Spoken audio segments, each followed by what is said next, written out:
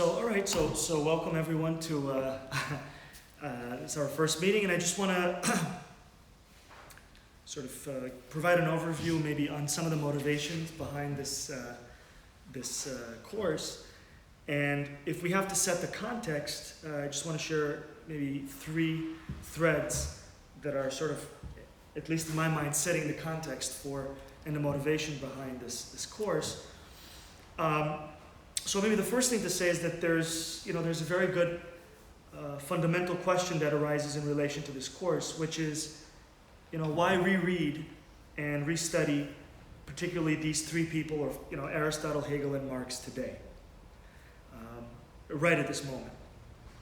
The answer doesn't seem obvious or immediately present itself, right? Whether we're asking somebody who is on the left, or a liberal or whatnot. After all, this is, we live in a postmodern era, quote unquote, and there are other thinkers who are central to our time, right? That many people read, that we all read. I mean, we can mention some of these names, Badiou, the great French thinker who has a huge presence today. Zizek, who was at CUNY last week at Birmingham Community College. We can mention thinkers like Deleuze and Guattari, and their work, which is very actively read by many people, even the Israeli military studied Deleuze and Guattari, 1,000 Plateaus. I read these papers by an Israeli colonel who based his entire theory on how to fight insurgencies in Palestinian territories by inverting the geometry of the physical space of the villages. So he said when Deleuze and Guattari talk about lines of flight and their discussions of topology, and then he went on and on and on, he said that gave me the idea that when we have to fight the Palestinian militants, the big question is, how do we enter the village, and how do we overcome the resistance of the resistance in the village? And he says the traditional military way is to go street by street and block by block and sort of enter through the front door of a house and check the house for militants, have shootouts and so on and so forth. He said, well, actually, that I was inspired by Deleuze and Guattari to do, not to go through the front door of a house, but to go through walls of houses, like moles. So in other words, you blow a small hole in the wall and you enter through the actual wall of the house. You avoid the front door, which might be barricaded or they might be waiting for you. And then you go inside the living room, and then you make a hole inside the living room into the next room, and then you go on the upper floor through the ceiling, and so on and so forth. And he attributed this thinking in what he called the inversion of geometry of living spaces to Deleuze and Guattari, which, apparently he wasn't very well received by the other Israeli military because they don't want to think, he said. So he kind of got disappointed. I don't know if he retired or what. I forget his name, this particular person. But the Israeli forces used this kind of a method to fight against the Palestinian organizations whenever the fighting started. So we have Deleuze and Guattari that's read in many different places. Hart and Negri, all the famous books. Empire, they had multiple editions and they're sparking a lot of interest. David Harvey with the very popular Classes and Capital, Volume 1, 2, and 3. So, we can mention other names. The alt-right, also studies philosophy as far as I could tell, with people like Richard Spencer, who identifies himself as a dissident intellectual. They read Nietzsche, they read Heidegger, they read Marx. How do we know this? We know this from Richard Spencer's commentary on the Zizek-Peterson debates, which show that he's internalized the fundamental discourse of Marx, at least of the Manifesto and Capital. So what would be the interest in going all the way back to Aristotle, Hegel, and Marx when we sort of have other thinkers to choose from that seem much more relevant to our immediate politics? You can mention Gary Becker, the University of Chicago economist who redefined capital, for example. It's a famous figure today. What is capital? Capital is possession to labor. So every worker owns capital in their own labor, right? Which Foucault, of course, engages with in his lectures. So, but I thought the aim of this class, as a sort of a fundamental class and method, is to, reestablish some kind of a close dialogue with those who have influenced this particular political tradition. You can call it Marxism, or broadly thinking on the left. And that definitely begins with Aristotle, right? For Marx himself, the last book that Marx was reading when he died was the Metaphysics of Aristotle and the prior analytics. We know that Marx deployed Hegel's logic, specifically his own rewriting of the syllogism of Aristotle, and the interactions of the universal, the singular, and the particular were then resurfaced in a modified way in Capital Volume 2, in the famous chapters on the circulation of capital, which is the core of Marx's attempt to get to the bottom of the inner logic and inner rhythm of capitalism.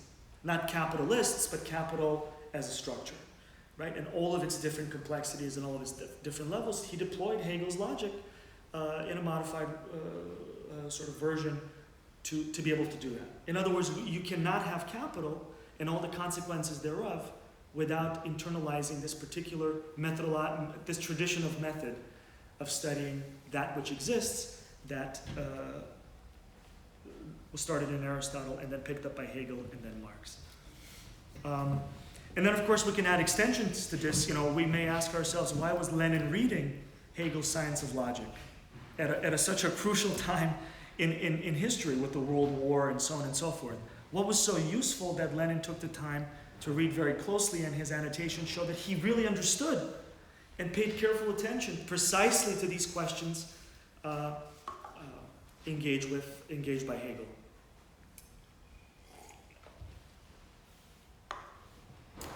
So the goal here is not to become scholars in Aristotle or Hegel or Marx, because clearly, even though that would be a worthwhile goal, our orientation is political, right?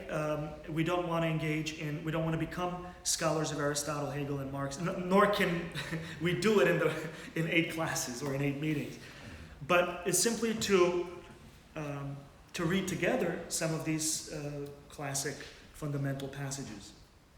And I just want to say here, a lot of these things are written about and reread and taught infinitely. I mean, there's courses that are standard in Aristotle's prior analytics and the categories. Many people have read Hegel's Science of Logic or Encyclopedia of Logic. Of course, many people are exposed to Marx. But again, I feel like maybe it's a feature of our time that a lot of these insights and a lot of these conversations have become diluted or lost, or they've become sort of like general verbiage, like we all talk about dialectics. But what does that really mean? Well, it means many different things, but what is the genealogy of materialist dialectics in this intellectual tradition? What are the debates and the polemics that the materialist dialectic tradition has had with others? Karl Popper, for example, we may read this, or at least I may distribute this article, wrote a critique of dialectical logic, which was dismantled, actually. At least, I don't know who else commented, but it was dismantled by a famous Soviet philosopher who's not translated into English, completely unknown, by the name of Vladimir Bibler, who wrote an extended critique, paragraph by paragraph, of Popper's misunderstanding of Hegel and Aristotle and Marx, which I think is something very useful in contemporary political battles as well, a battle which of course are always rooted in battles of ideas. So I think I'm going to try to translate to the best of my ability the Bibler article, because I think it's very good and it's very useful and important.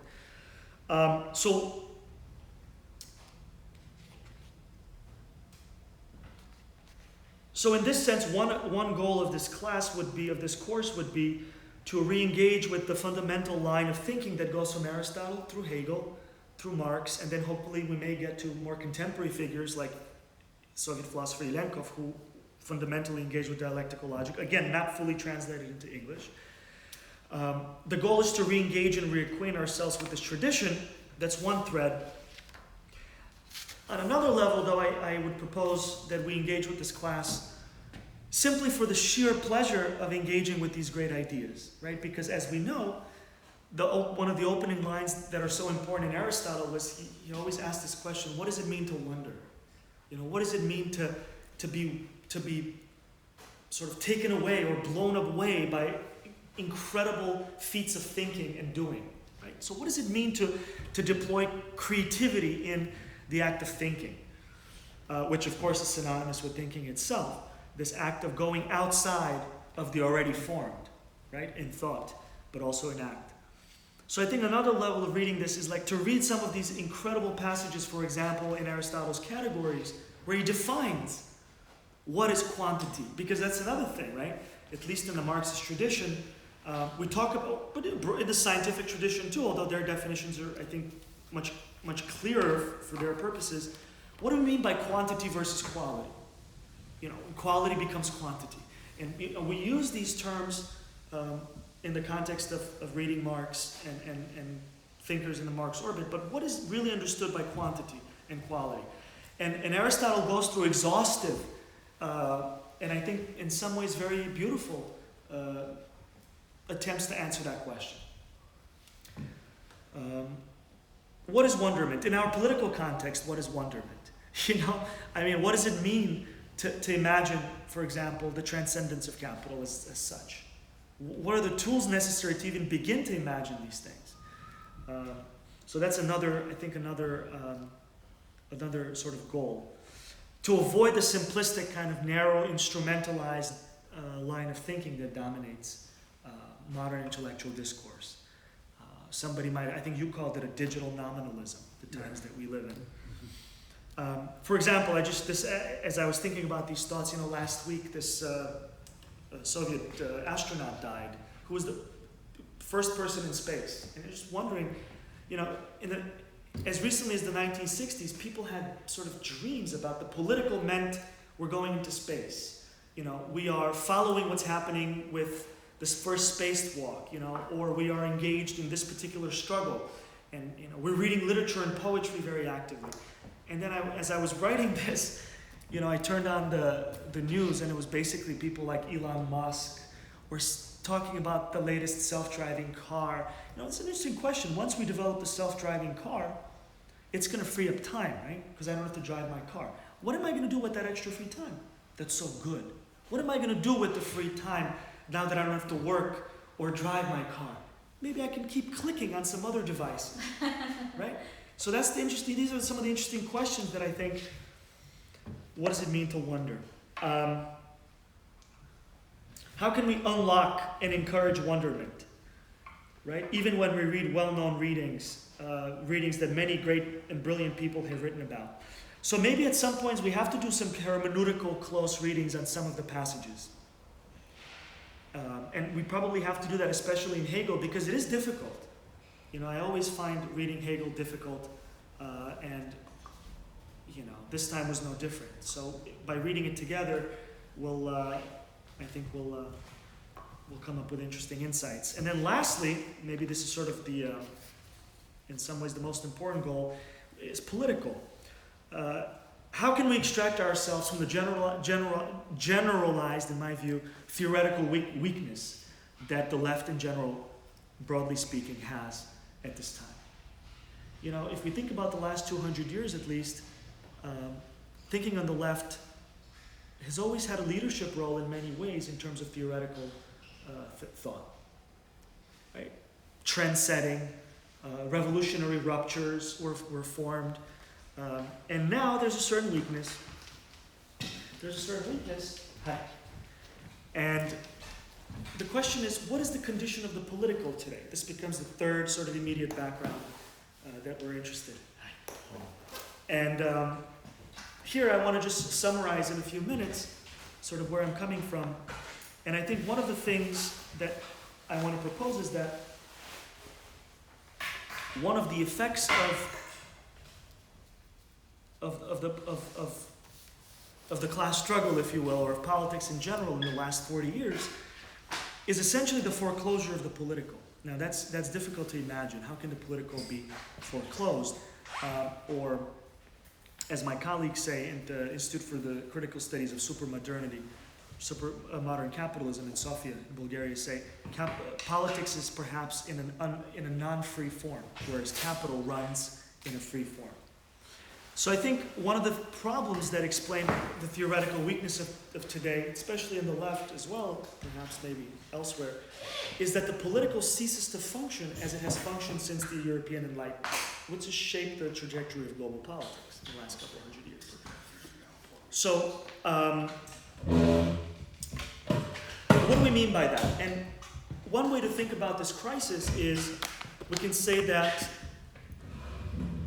the political has become isomorphic with the economic. And we'll talk more about this, but briefly, we could imagine this as, the political has become meaningless as such.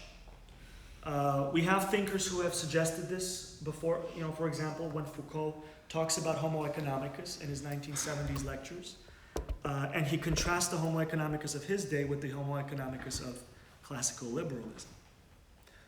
And the problem with the Homo economicus of his time, Foucault's time, is that there's a deficit in the political already, right, that he notices. Then we can use concepts, for example, Giorgio Agamben's notion of bare life. The city as a concentration camp. How does that happen? What is the meaning of such transformations of urban everyday life? Again, this is suggestive of a crisis of the political as such, as understood, for example, by the representative thinkers of the Enlightenment. Excuse me, I just want to make sure this is methods of inquiry, right? Mm-hmm. Okay. Then we can bring Deleuze of Societies of Control, where Deleuze is troubled by similar concerns when he focuses on the role played by information in his society. And information, of course, he understands as the functioning of directives, social directives, commands. He literally says that in one of his video lectures that have been video recorded. So I think one of the immediate backgrounds for the motivation for this class is exactly this sense of crisis of the political, which has been so overdetermined by the economic concerns of capital that the political has lost its, if you will, its internal logic. So the tension that has accompanied capitalism since Marx's time, for example, of the political versus the economic structures, which liberals, of course, hold as a fundamental divide, which Marx engages with, today has been resolved at the expense of the political. So, and then, later on in the course, I hope we get to this, is maybe to talk a little bit more about this crisis of subjectivity, the way it was maybe initially suggested by these thinkers, Foucault, Agamben, and Deleuze, some decades ago. And if we follow their line of thinking, what replaces Homo economicus today? Right? The Homo economicus that Foucault talked about, the reduction of everyday life to economic calculation, or calculate. And one provisional answer would be that Homo economicus is replaced with an emerging new subjectivity, which we can, just to continue the naming tradition, we can call Homo datum. Okay? And of course, if we use the Latin sort of origins of the word datum, there are suggestions of the thing that is already formed, the thing that is already foreclosed, the thing that is not really malleable or subject to change. There's no dynamism in the datum object that, for example, would exist in the notion of Homo faber or Homo economicus even. So, and what are the contours of Homo datum? This is something that I think I'm leaving aside. Maybe we would have an opportunity to engage with this later on when we reach Marx. But other than that, this is sort of the broad introduction as the immediate motivations behind this class, this course. And in terms of the actual points of focus, I'm hoping to do the following. Begin with Aristotle and readings of the categories, the first 10 categories. Then we could spend 1 or 2 meetings on the syllogism, maybe the first figure of the syllogism, just to present and go over for ourselves, Aristotle's thinking of the syllogism, which the categories prepare. And then once we discuss the syllogism, we move to Hegel, and then Hegel we read excerpts from the lesser logic or this minor logic, or however you want to think about it, where he engages with Aristotle, but the figures of the syllogism become modified. Right? So Hegel introduces different ways of talking about it through the language of the triad, the universal, the singular, and the particular. I think that should take us through the first 5 or 6 meetings. And maybe I was overly ambitious in the original syllabus to talk about Ilyenkov, but maybe we can engage and add Ilyenkov. Sorry? No, I'm here because we're going to discuss Ilyenkov. I've got 2 of his books. Okay, so one good way to integrate Ilyenkov and not to wait until the very end is to read Ilyenkov with Hegel. Okay. Yeah, and because, for example, that essay, I think I referenced the essay on The School Must Teach How to Think. There's a brilliant and beautiful description of the process of dialectical movement, which he takes from Hegel. So we'll read Ilyenkov with Hegel's logic, and I think that'll prepare us for Marx, if we get to Marx, in terms of the second volume of Capital, some of those sections. So what is the justification for this? With Aristotle, we have the foundation of this line of thinking, materialist dialectics. This is picked up by Hegel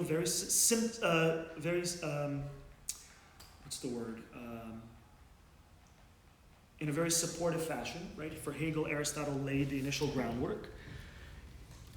Hegel and Ilyenkov will give us sort of the next iteration of the movement of thought, the concepts of contradiction, negation, with illustrations.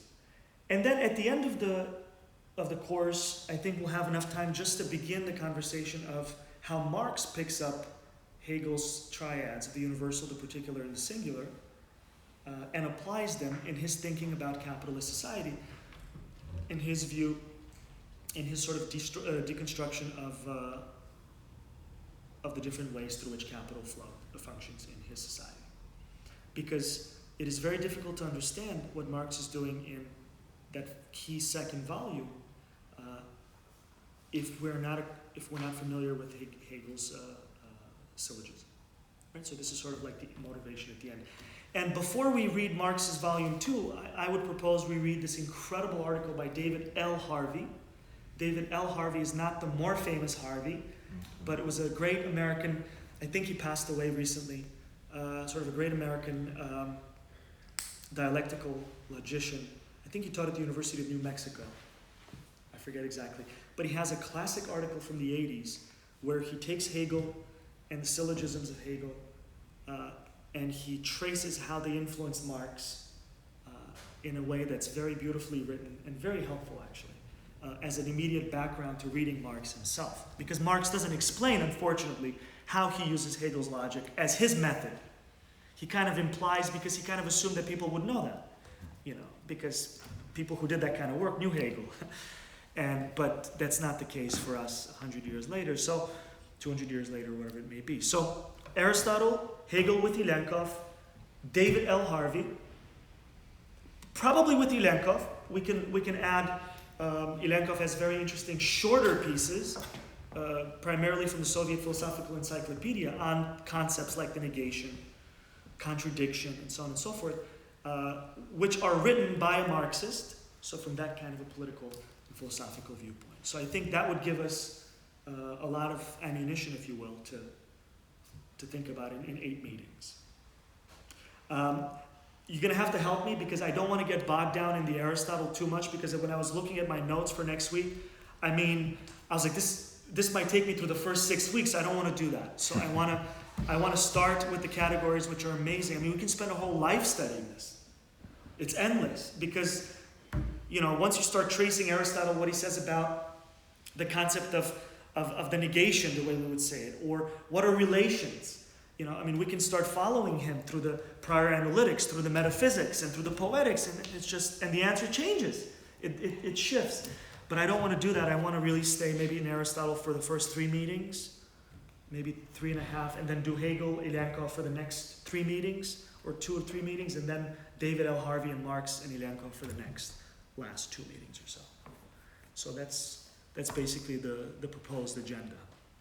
And the readings the first readings would be from categories and Okay, so propositions? the first readings, Yeah. the first readings for next week, it would be good to read from the categories, and we have it linked in our website. If you don't have the book, you can just download it. Okay. The categories, chapters 1 through 10. However, some of the chapters are much more important than others for us. For example, I think we should pay special attention to chapter 5, because chapter 5 introduces the concept of the substance and differentiates between primary and secondary substances. Now, you'll see how with Aristotle is very interesting, because he's building the vocabulary that then thousands of years later become very relevant and activated in somebody like Hegel, for example. It's impossible for Hegel to think philosophy without Aristotle's entire apparatus without the vocabulary of Aristotle. Because if you look at the categories, chapter 5, for example, introduces the concept of substance, primary substance and secondary substance. This is Aristotle's way of starting to delineate what Hegel will call the universal and the particular. Okay? Which has profound meaning in the entire tradition, not just the Marxist tradition, but entire 19th and 20th century of philosophy itself. It's something that we're still wrestling with. I mean, Heidegger deploys his own engagement with these concepts. All the major figures in or outside of Marxism. So chapter 5 is pretty important from the categories from our point of view. Then another important chapter would be chapter 6, which introduces the notion of quantity. Like, what is a quantity? And of course, he goes through the different permutations. We're not going to spend too much time in detail, but discrete, continuous, how do quantities get transformed? Is there a quantity that cannot be transformed? The problem of and then out of this, he gets into ideas like numbers, time, and place. So by 10 pages within Aristotle's categories, he's already outlined a profoundly, enormously rich field of inquiry. The notion of the universal, the particular, and the intermediary notion of the singular, the universal, and the particular. The concept of substance or essence, which relates to concepts of being, whether it's being here or being in the world or being in general, or all these permutations.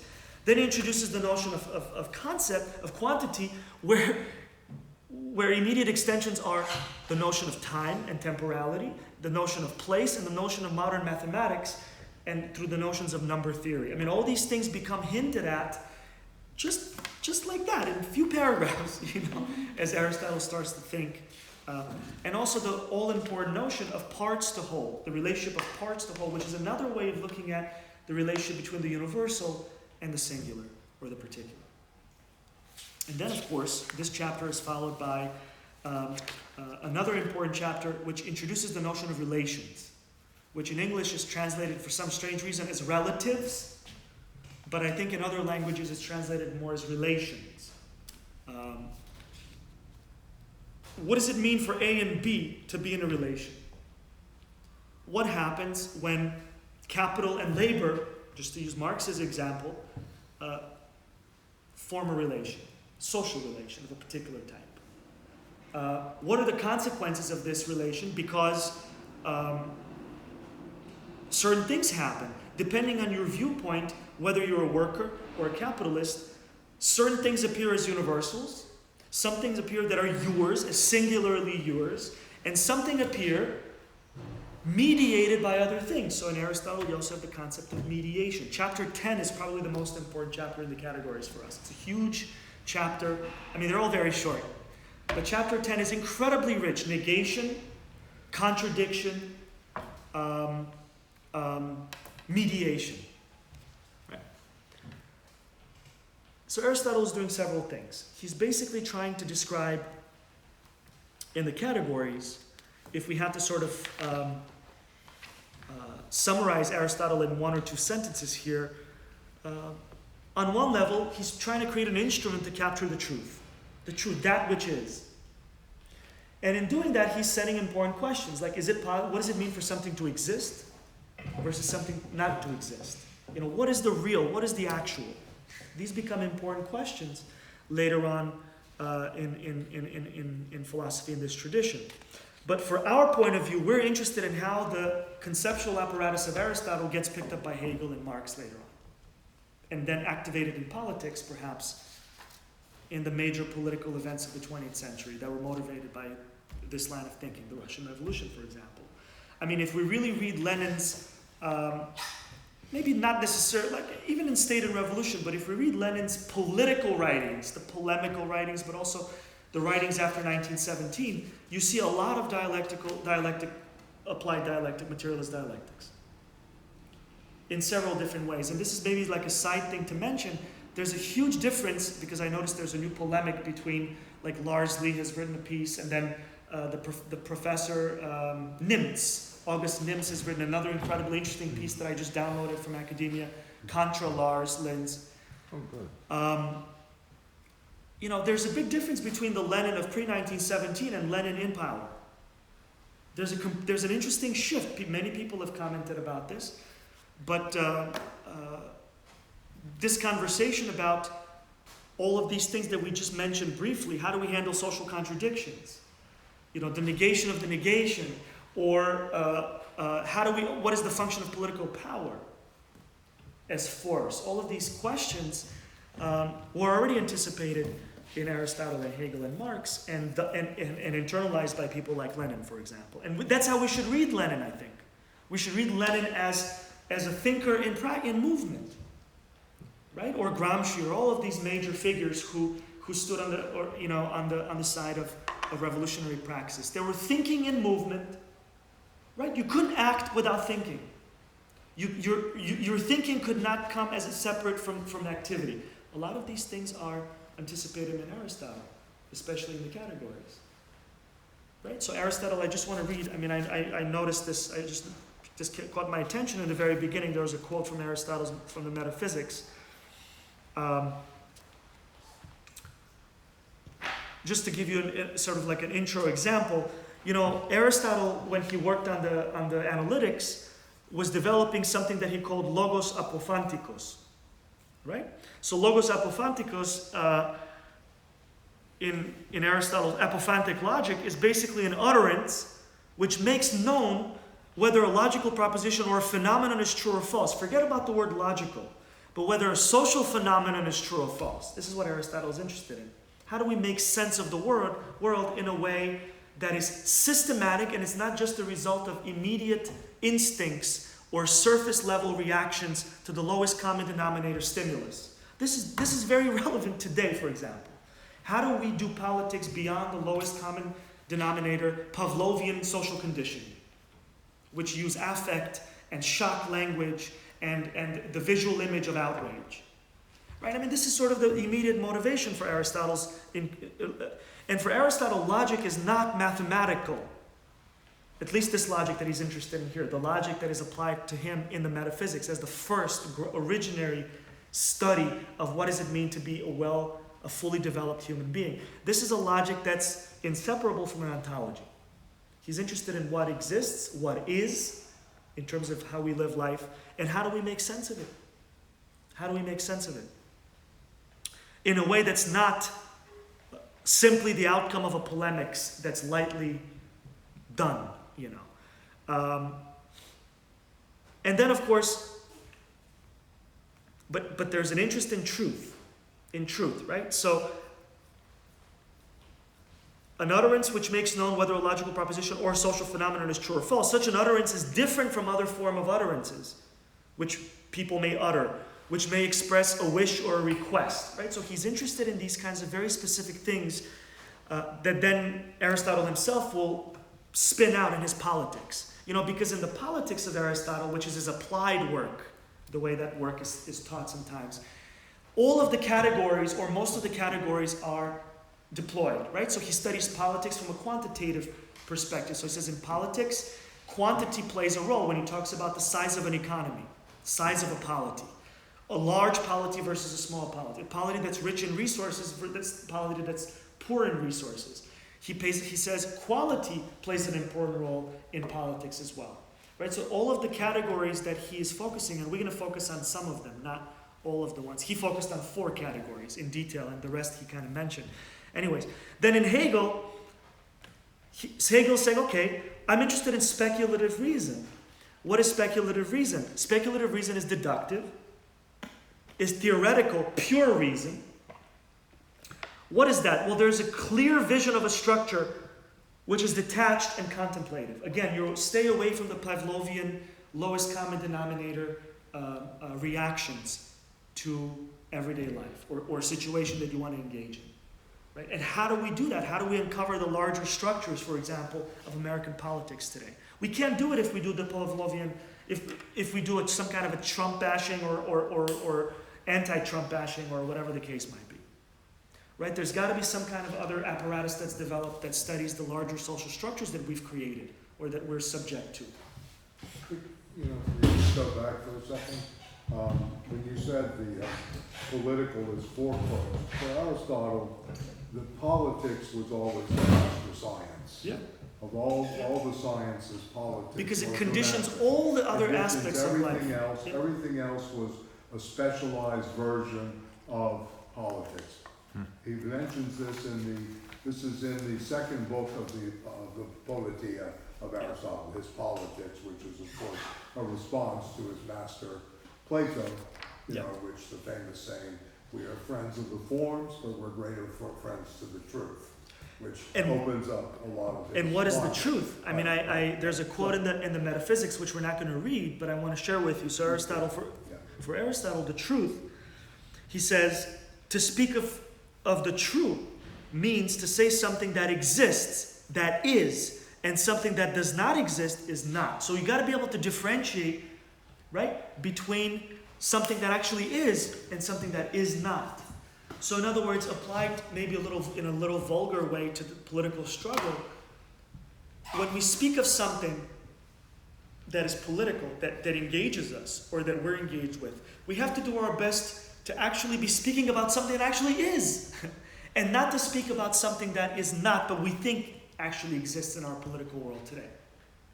Right? So there's an important fidelity to truth in this Aristotelian sense, which runs way through Marx and Ilyenkov and so on and so forth.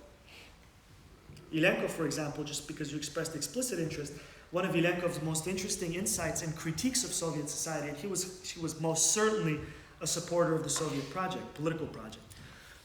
Ilyenkov wrote in a letter to one of his friends, one of the major mathematicians of the 60s and 70s, Shilov, he said, you know what the problem with the Soviet politics is? He says, the problem with Soviet politics is that we do not differentiate on the level of policy or on the level of political power between fictitious or formal change and actual change. So he said, yes, the forms of private property ownership have been nationalized. There is no capitalist class as understood by Marx or anybody living in a capitalist state. There is no capitalist class that exists in the Soviet Union, but that does not mean that we've actually qualitatively transcended or introduced a qualitative change in Soviet social relations. We're in a transitionary moment. We're in a moment where the jury is out. It's a subject to political struggle whether we are going to move in that way or we're going to remain at the level of formal abolition of private property.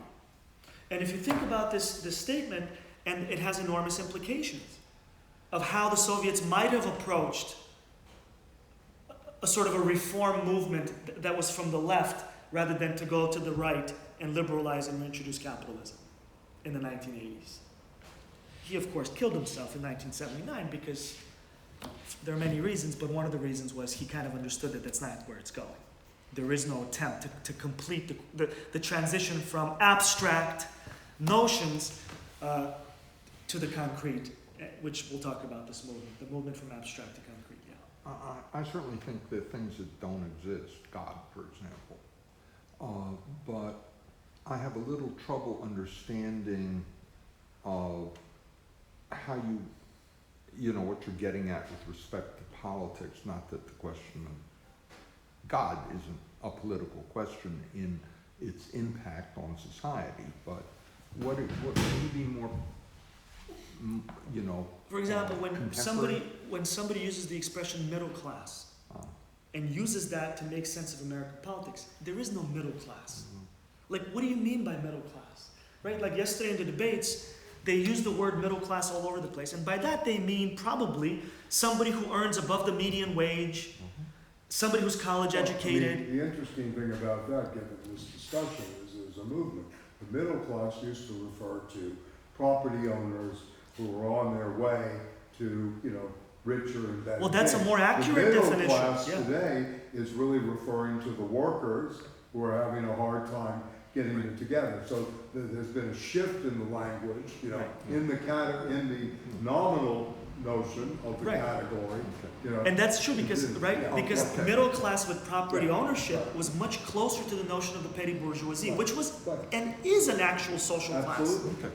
All right, if you're working in a materialist framework, it's easy, but when you speak of politics today, there are reasons why the term middle class has a certain truth value because people behave a certain way based on that conception. Now, I have no problem, but maybe I haven't thought about it very deeply, false consciousness, but nevertheless, it's a material fact that people act on their beliefs about, okay?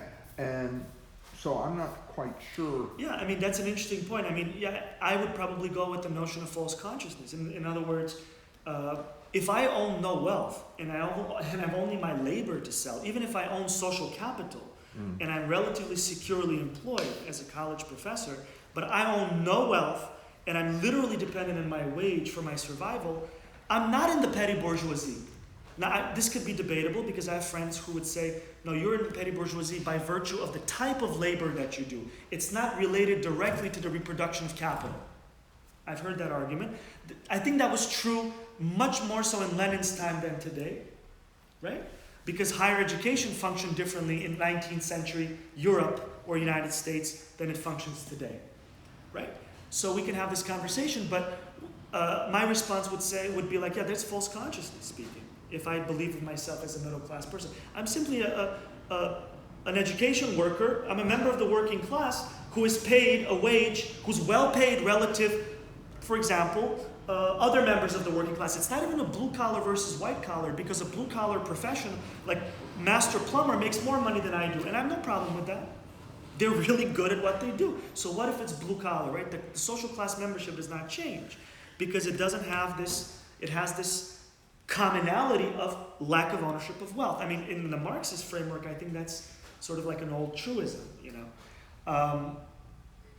So, I don't know if that made sense, but. So I think. I mean, going back to this notion, because I think this is very important.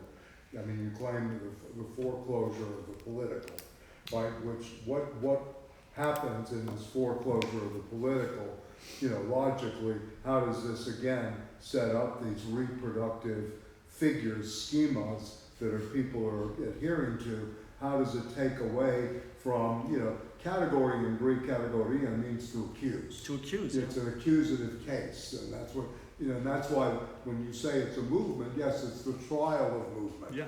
Lenin through You his evaluate the trials concept. is changing, Yeah. etc. So this is always happening. So today, can we claim with you, I mean, you know, and maybe this is always worthy of discussion in terms of building a materialist logic, that there is no such thing as the political today.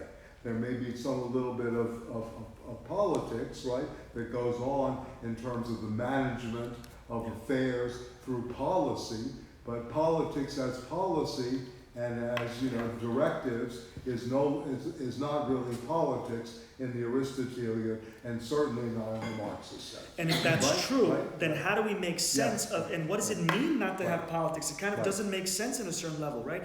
Right. So my line of thinking in Yeah. this is sort of, it starts with, if we start with the European Enlightenment, I'm just Right. using that not Yeah. as, I'm just using that because that became sort of Right. one of the dominant ways to think the political, which was exported willingly or unwillingly Right. to all other parts of the world. where today the Republican form of government is hegemonic around the world in some way, right? So everybody has a parliament, or at least the language of representative of the Roman Republic is in effect, and so on and so forth. But in the Enlightenment, what is the beginning of the modern notion of the political? And Deleuze, just to use contemporary thinkers, Deleuze makes an interesting observation, and Deleuze locates it with Newton and Leibniz. With what kind? Human Leibniz. No, Deleuze, Leibniz and Newton. Oh, Newton. And there, Okay, let me read you it's a brief quote. It's a brief quote. It's a good quote. So Deleuze is asking that same question. Where was it? It's here. Yes. So Deleuze writes in the book The Fold, which is a book written about Leibniz and the Baroque period, in that period of sort of early modernity. It's on Verdi and Leibniz. The combination. Yeah. Giuseppe Verdi and Gottfried Wilhelm Leibniz. So Deleuze says the beginning of the modern notion of the political, happens at the dawn of modern mathematics, at the times of Newton and Leibniz, and he says, in Leibniz and Newton's time, a new politics emerged, and this is what Deleuze is saying, of the human being coming into a relationship with itself. Okay, so that's the dawn for Deleuze, of the modern notion of the political, which is a recapitulation of the Aristotelian ancient Greek inheritance in many ways, the rediscovery. Human being coming into relationship with themselves. Yes, God is no longer the framework, right? Increasingly. God is no longer the political framework through which human relations are grounded in, right? Mm-hmm. In the modern notion of the political. But then we can also add Martin Luther, right? Interestingly, who said something similar. The fundamental break of the new is he says, right? Martin Luther grounds it on thinking, on acts of consciousness. And in his word, the regularity in which we trust will in no case be that which we observe with our eyes, right, and senses, but always and only that which we construe with, again, so Martin Luther also is putting the burden of making sense of our everyday life on us rather than on some external origin of wisdom, of ideas, of legitimation, which might be God or, right? So this sets in motion all kinds of interesting things, but the point is, Heidegger, but also your teacher, Rainer Schurman, philosopher at the New School, rephrase this very beautifully and say that modernity is, the modern notion of the political is grounded in the three recursive relations to the self. To, near, and for myself, right? So what is a relationship near myself? That's sort of my representative politics. The elected government that I participate in electing, this is sort of like liberal reading, would be a relationship that makes who I am, right? Or it comes back to me through this movement through the parliament and back, right? And then, of course, there's a relationship that sets up the modern notion of the ego and the id, but of course the self is not identical with the I. There's all kinds of interesting complications, but the point is, modern politics requires the grounding in human beings, right? So we are the origin, we are the end point and the origin of the political, of the world that we live in. There is no external source. Now, interestingly, today, you can argue, right, and this is the crisis of the political, the origin is no longer returning to ourself internally. Where, today is less human beings coming into relationship with itself, but today there's a new external grounding, which I would certainly call data. What is the new external grounding? The new external grounding is the new gods, if you will. Big data, math, used that way. The notion of the external validation that Google or the social network or whatever it is that gives meaning to your life. Googling, if used in that way, right, as a general repository of what may be true or not. The externalization of thinking, which is increasingly becoming more and more often and widespread. I don't need to read or memorize anything. I've literally heard this. I don't need to memorize anything. I can just Google it, right? Which sounds very benign and kind of not political at all. But this is the beginning of this foreclosure of the return, the beginning and the returning of the movement of who I am, what is true, what does it mean to be, what is the way through which I look at the world, and how do I make sense of the world. Increasingly, these reflective questions, which are the hallmarks of modern politics, are replaced by the narrow, on one level, extremely narrow positivist language of the modern capitalist market, which is essentially transactionary logic. Buy and sell. Use, buy, use, sell, throw away, replace, buy, use, and all these cycles that are simple cycles that do not begin and end with you. The I, or the subject, or the subjectivity, right? So in that sense, I think the political is starting to change in ways that are not modern, right? In ways that are sort of a regression to pre-Leibniz and Newton, to pre-Luther also. Well, maybe for the human, but for the capitalist, it's the algorithms of everyday life. For the capitalist, the new God is the always discovered mathematical truths of the new formalized structures. Yes, for them that is right. And humanity. It's an extremely sophisticated game, which the new circuits of capital are really derivatives. If you're in a new circuit that goes from money derivative back to money, and then a new cycle of derivative, new formulas that we have not yet articulated mathematically. There's no Marx on the scene to do this. One of the reasons I took this course is because I had known my friend over here. Yes. I didn't know he'd be in this class, and I've always. I won't be here all the time. Oh, that's too bad. I'll be here. I'll come for you. But a lot of the language that people younger than me use in politics comes out of the period that figures like Deleuze and others influenced a whole generation which comes after me. So I have some trouble with the language. Yeah, me too. So when I walked in late, thanks to MTA, you were talking about how politics has essentially been extinguished. Or is reduced or sort of shoved into a corner. Foreclosures are really good. Okay. I think verb to use because it can be open too. It could be open. Okay, got and that. it's like very material too. Got that, but the way I would, if somebody asked me to guess at what you were thinking about, I would say that the post-Second World War hegemony worked well enough in parts of the world that it eliminated independent class politics from below, but it didn't eliminate politics at all in terms of power struggles in different sectors of the world. It didn't eliminate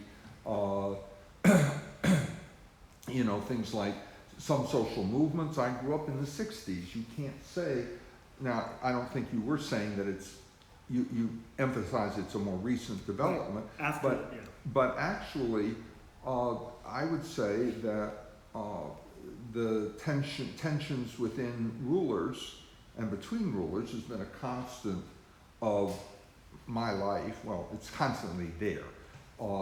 Moreover, that we should expect politics to emerge on two levels in the society as ruling class solutions that seem to work up to a certain point no longer seem to work from the vantage point of rulers. And at the same time, we see lots of indication that people don't want to be, to borrow a phrase, ruled in the same way. So I would say that whatever suppression of the political took place, it's unraveling, and I really don't, I don't dispute that there are ways that we are all being effectively bombarded with divisions of one kind or another, and the horror stories about I don't have to learn anything because I can Google it. What happens when the lights go out, however?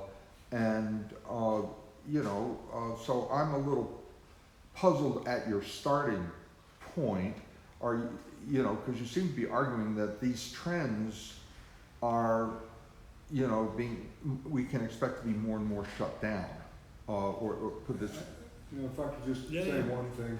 I mean, I think maybe there's a kind of, maybe a misunderstanding. I mean, one thing that I think is clear during the last 30, 40 years is a kind of ideology of economic determinism. Most people are acting, right, in their economic self-interest as much as they can. And what that has a tendency to do, at least in my mind, my experience in union activism, my experience in, you know, sometimes practical, you know, grassroots politics, in teaching for all these years, what it's really shown is what's been lost is the notion of the political as a vision, right? As a vision of the future, There was right? That this working has class lost the vision. really become a very narrow framework of what is it in for me, right? Yeah. Or what is it in for only my class, right, et cetera. Beyond that of the thing, it can be very class reductionistic at times too. And I just right? want to add here Yeah, that, so I'm just, you know, just trying to frame this, you know, the Yeah. Homo economicus, of which, say, the University of Chicago, you know, the major economic school, the Chicago boys that you're well aware of, you know, take up as a model. And as most of us know in this room, you know, that there was a major shift during the Reagan years where the economists became the intellectuals rather than the literary critics or the artists, et cetera. They were the ones who paraded around on the, Right. you know. and here, it was- I mean, yeah, just yeah. to add here, No, I think mean, is just that one of the to look at- fundamental yeah, yeah, political, yeah. like one of the fundamental Right. tough questions of our time politically, which is, if we use the language of Aristotle, Hegel, and Marx in terms of studying politics or the social or that which exists, Right. which is us, and you have to look at through these movements, the notion of mediation in social relations, right? So we know from the study of capitalism, in the Marxist tradition at least, that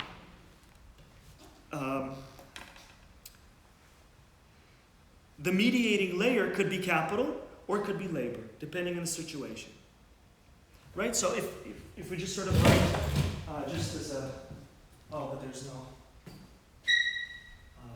Oh, they don't have a marker? I love Maybe it. there's a Oh, yeah, marker. they're right there, yeah. And hopefully, we should be able to get to this later, but one of Marx's sort of initial descriptions.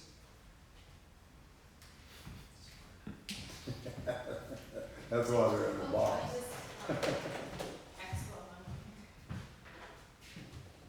I think that's gonna stick. Oh, that's we gonna went stick? through that. No, we went through that last time. It doesn't erase. But it's dry erase, it says. Oh, okay. So I So they'll have the formula for MCM prime, you know. yeah, and the okay, prime. okay.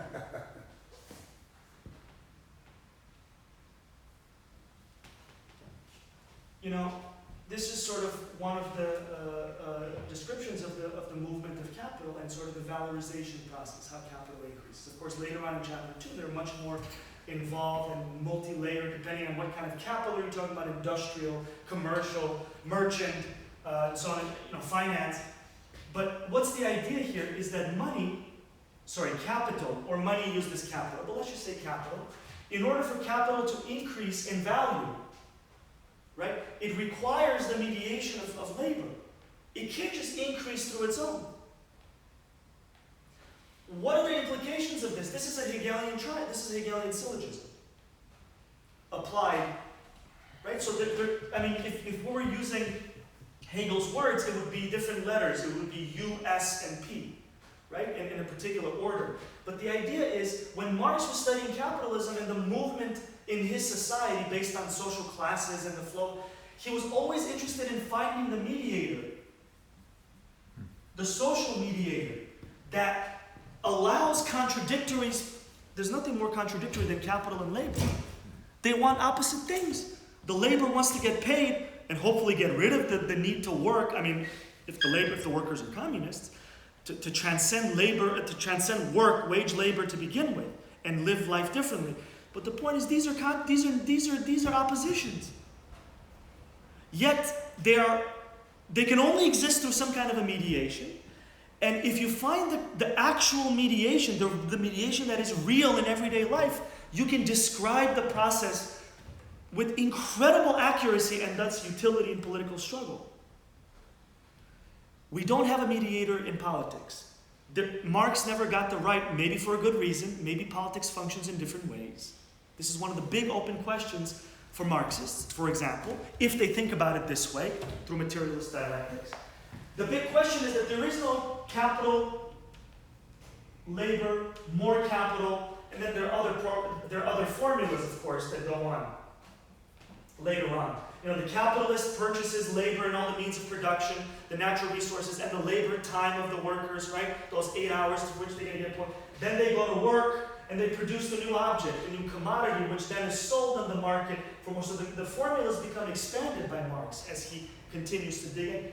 There is no corresponding formula, logical form for politics. Sorry, I have a question. Yeah. Does finance capital change anything given that capital can increase its value without The mediation is still here. You can say it's the people who borrow, or those who borrow the money. Could be a corporation which then puts its workers to make the car. You know, General Motors borrows money from Chase in order to build a new factory, let's say.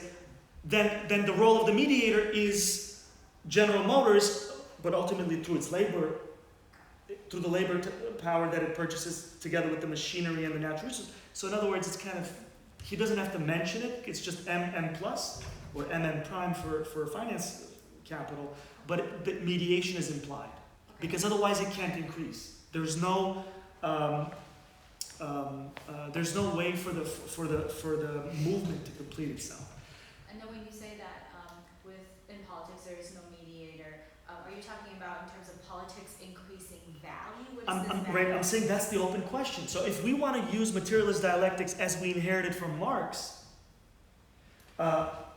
if we want to do it kind of mechanistically, just to see if it's possible, what would replace the letters MC and M plus?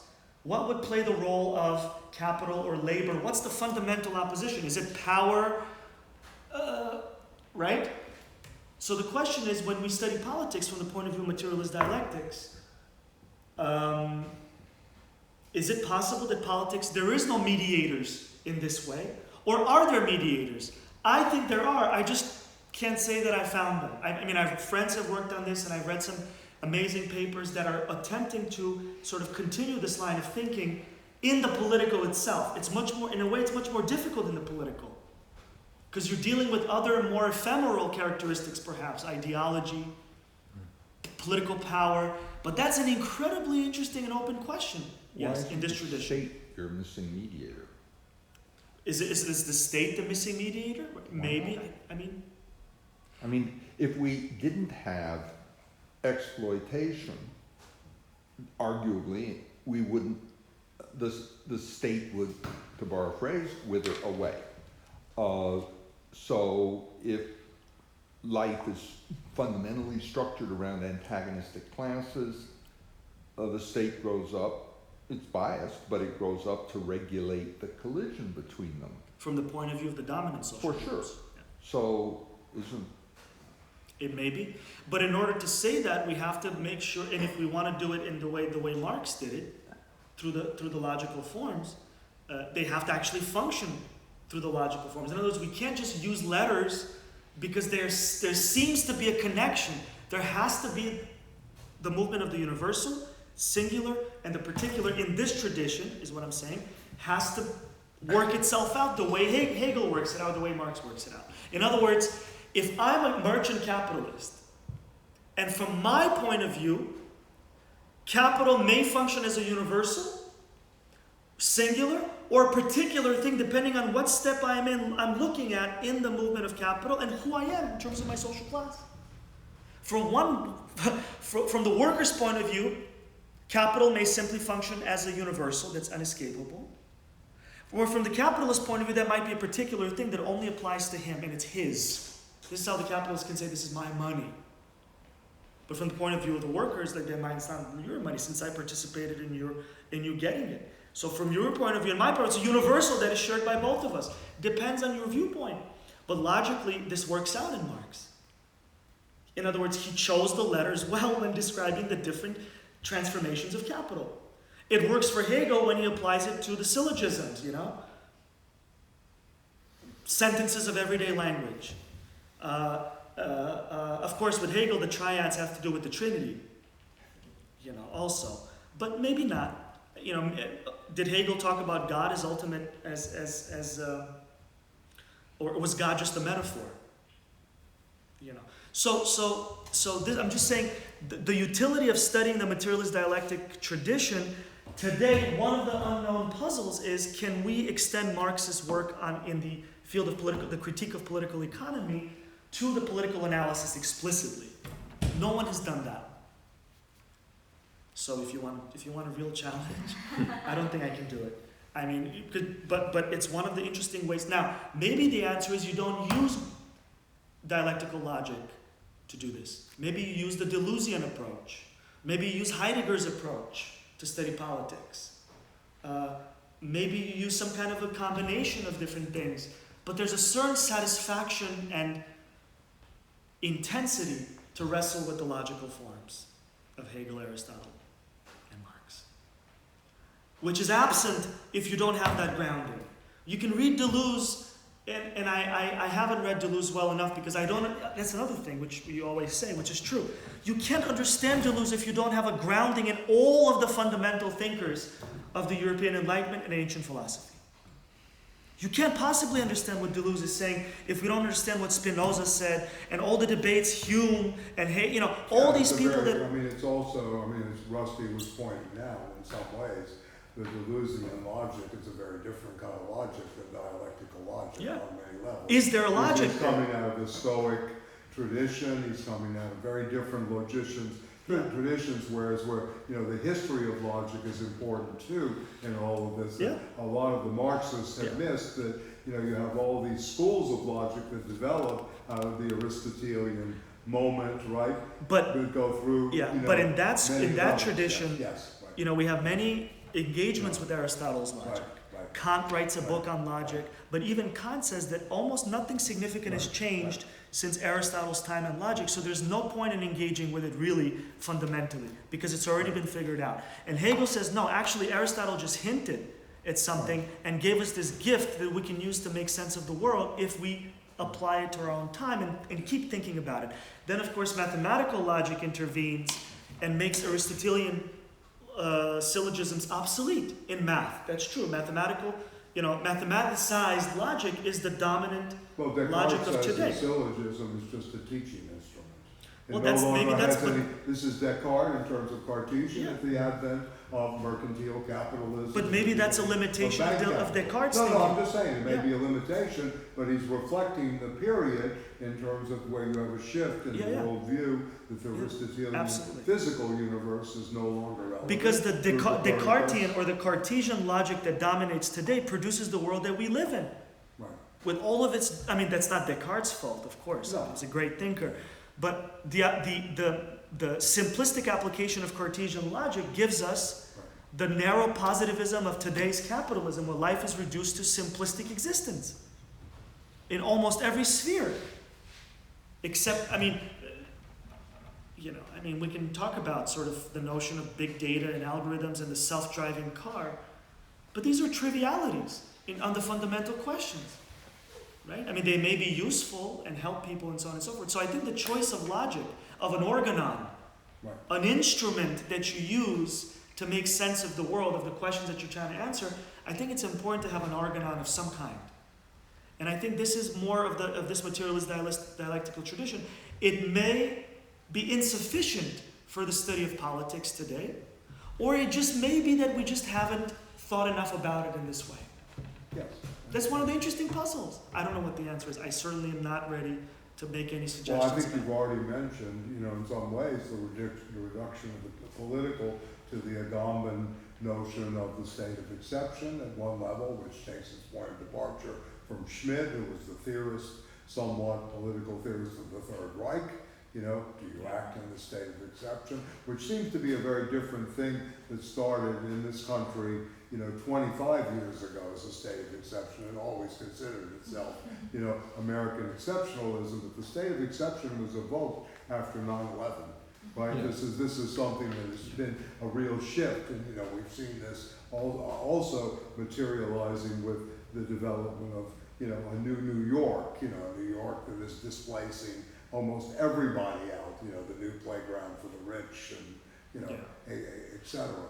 So I mean, my think thinking- it's my initial Yeah, thinking so- is that, sorry. No, it's all right, go ahead. My initial thinking is that if we follow recent thinkers about politics, Foucault in one of his lectures uses the Clausewitz saying from the 19th century, the Prussian military theorist. He says, it's true that war is the continuation of politics through other means, but maybe it's also true that politics is the continuation of war through other means, right? So the notion of politics, literally as war, is inseparable from a warlike conflict, where power and force and all the other. But then the question is, what is modern war like? And this is what circulates. I mean, just to give you an example, in 1979, I had privy, because I knew a banker, high up, who said that read this piece by a guy named Francis Kelly, who was the chief strategist for Morgan Stanley at that time, right?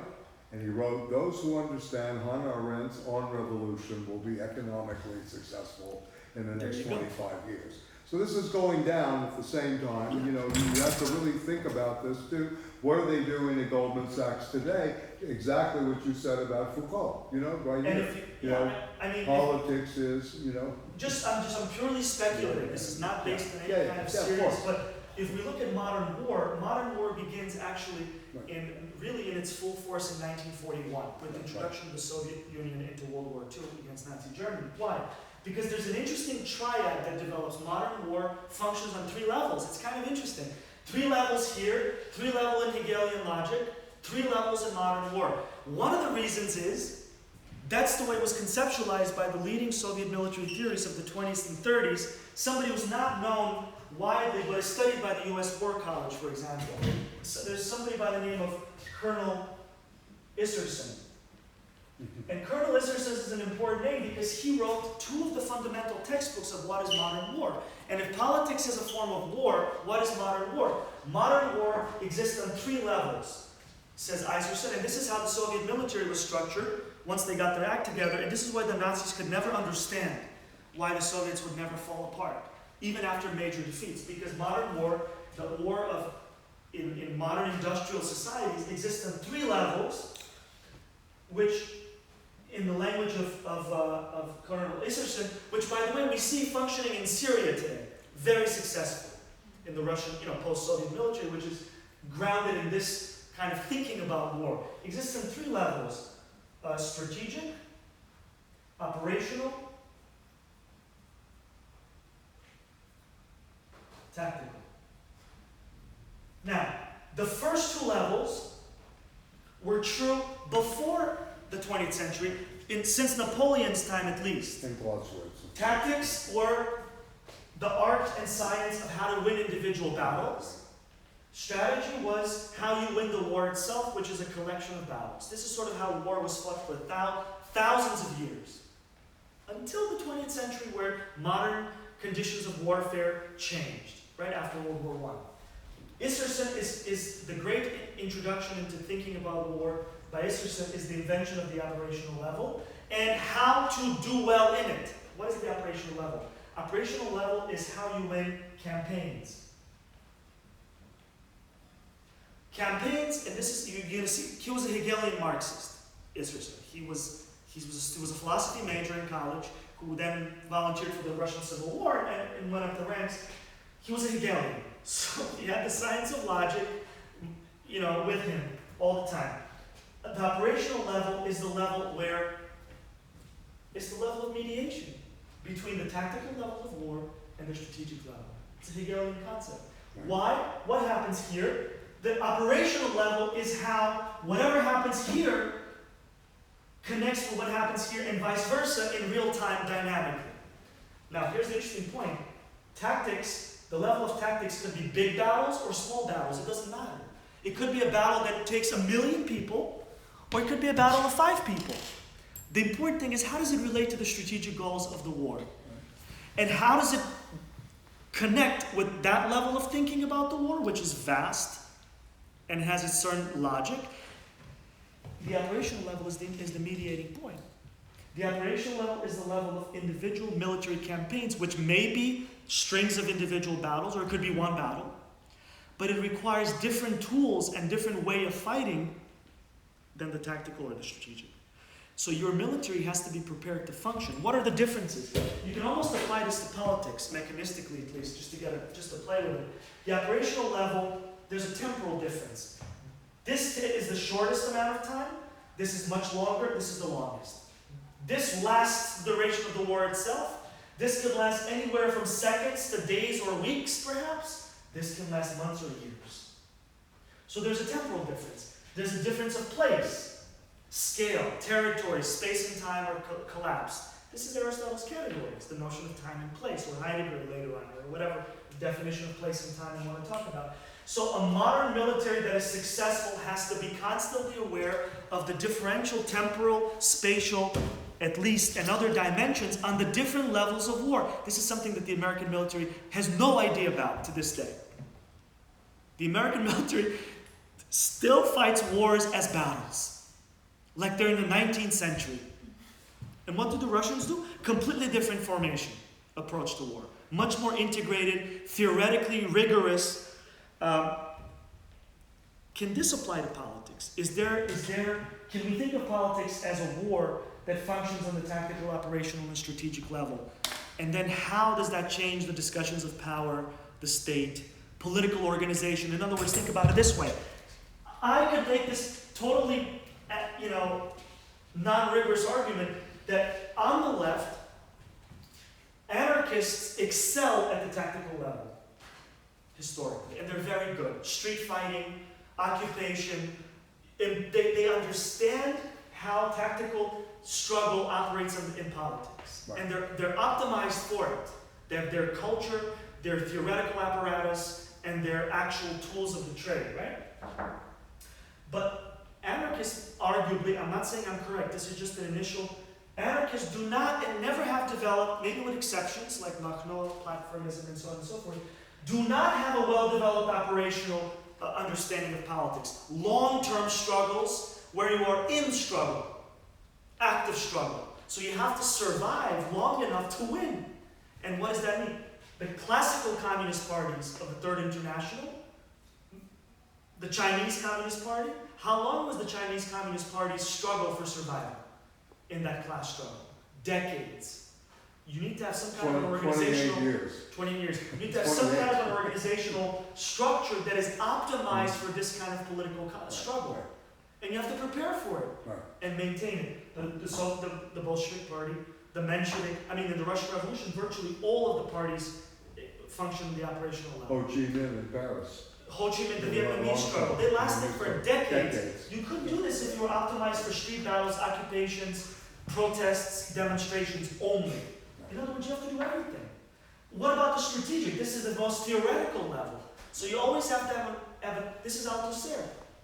The French Communist Party, from Althusser's point of view, I think, Althusser never quit the French Party until the very end. Why? Because he understood that his presence here is most important to the struggle. Yeah. Because he could set the theoretical tone by analyzing, in the modern language, meta-analysis. And Lefebvre. Lefebvre, all the French communists did that. Lefebvre, Althusser always said Sartre. to be a fellow traveler.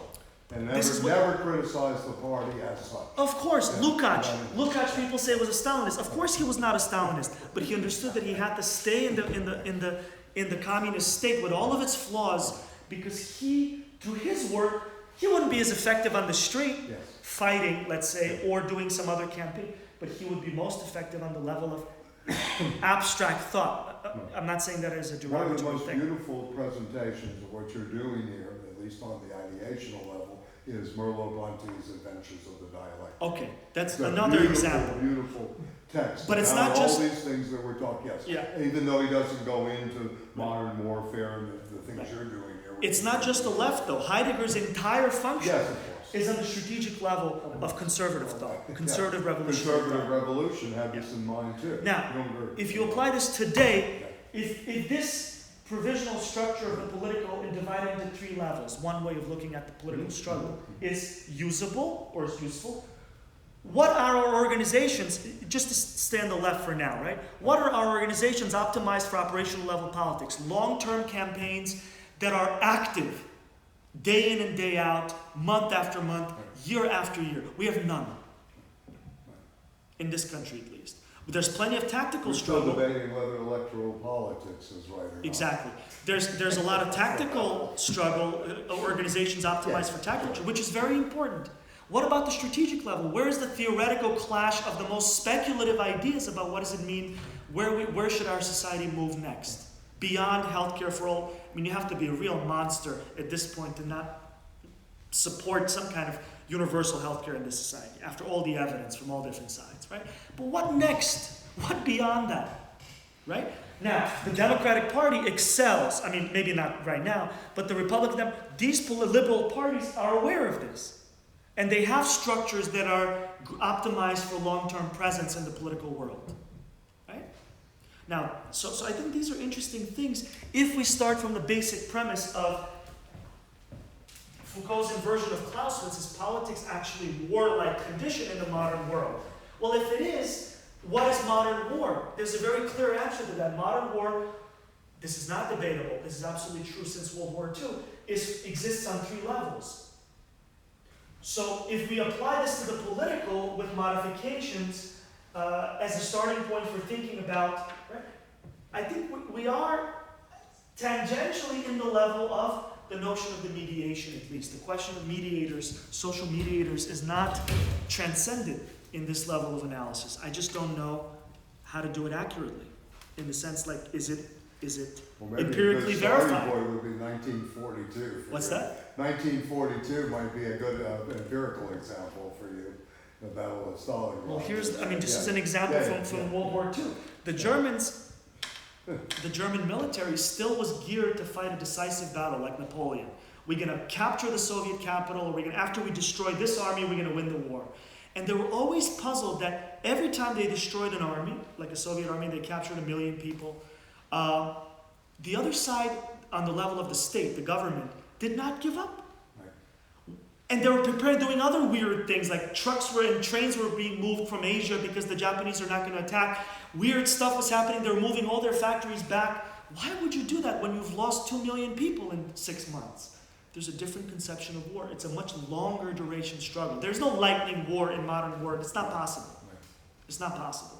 Blitzkrieg is completely flawed for serious war between even equally matched opponents. The Germans never got it because they'd ignored this innovation that happened in the 20s and 30s that looked at modern war. One of the reasons is that even if you destroy an army, by the time it takes you to destroy this army, a new army can be formed.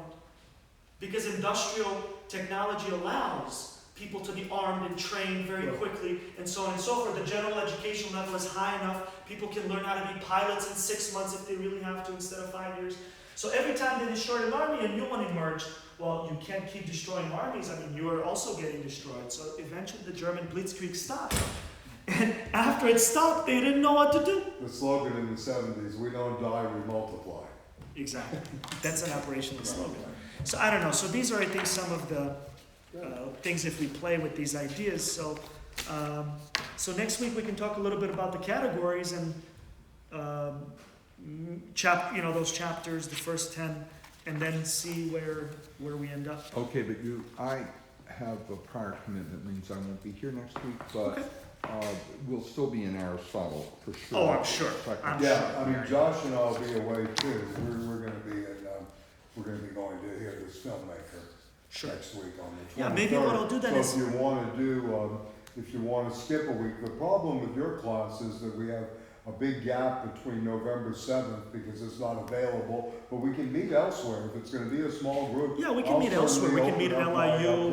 So shall we skip next week and come back? Is that okay in 2 weeks? Or give us more time to read? It would be, I think it's a good idea. Yeah, it might be. Because it might. And then it'll just be, the class will end in December. Yeah, we'll just keep going. We'll make sure we have the 8 meetings whenever it's convenient for everyone, and then. We get everything in. Yeah. even if we You run will towards take the it end of down. December We're or very whatever. operational that way. I mean, just, yeah, sure, so let's meet. Yeah, yeah. Why don't We'll we do put an that? announcement We on have the 2 weeks website. to read We'll the meet in 2 Aristotle weeks. and Yeah. et cetera. And Yeah. everything we need to read is on your website someplace? Because I Uh, don't have any Aristotle. Yeah, it's not there. Oh yeah, you can, there's a Russian website, b-o that we download There's stuff a from. We'll get it to you. Don't worry, Okay, just fine. go to the We'll get it to website, you. you'll be able to I click have on the the link. email for you too, so we'll Yeah. send it to you. And the article, if we get to David Harvey, L Harvey, Yeah. I'll give you the article, because it's from an old journal that's not David Lloyd. David L Harvey, not the more famous, but should be famous Harvey. I found in my library they're on dialectical materials. It's a great book, It's a great pony to all this. Yeah. it's a great book. Well, I mean, we can use it as a supplement. He wrote it for I mean, the why not? party, didn't Yeah. he? He wrote it within the He party wrote it debates. within the party. It was a party handbook. That's To what he wrote it clarify for. what To clarify dialectics what is. dialectical logic Yes, was yes, versus yes. formal. Can you imagine the Yeah. level of Yeah, yeah. political Very smart. He was sophistication in that 39 party? when he wrote that. 37.